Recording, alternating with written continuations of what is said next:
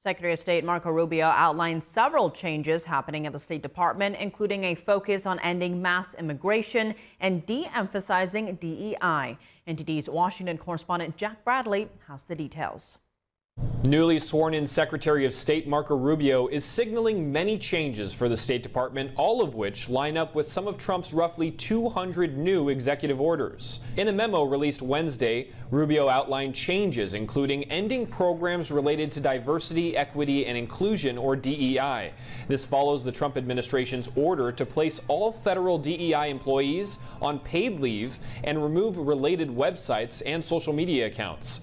Rubio said a primary focus of the State Department will be to secure the southern border and to stop the department from facilitating or encouraging mass migration. Now, this includes negotiating with other countries' leaders on repatriating illegal immigrants.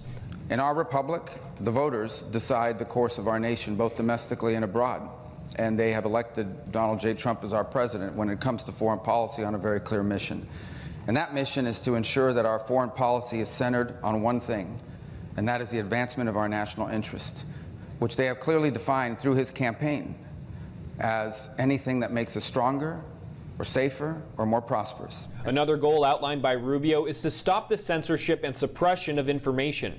He said the State Department's effort to counter propaganda has, quote, expanded and fundamentally changed since the Cold War era, and that changes are coming to end any federal programs that censor Americans. And finally, Rubio said that the State Department must do away with the climate policies that, quote, weaken America. Now, this coincides with President Trump's executive orders to withdraw from the Paris Climate Accord, overturn a Biden-era pause on exports of liquid natural gas, and increase domestic oil supply.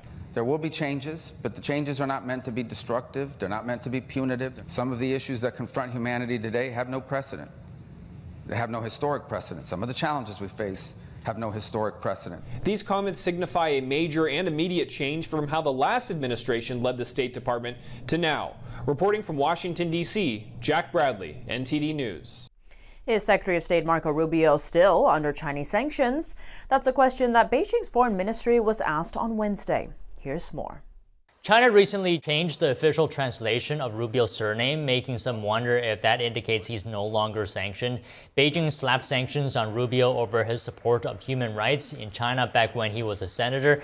This would make him the first sitting U.S. Secretary of State banned from traveling to China. A spokesperson from the Chinese Foreign Ministry said she would look into the name change.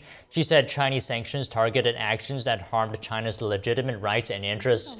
As for Rubio, he met with foreign ministers from the Quad on his first day on the job. The Quad is a strategic forum consisting of the U.S., India, Japan, and Australia.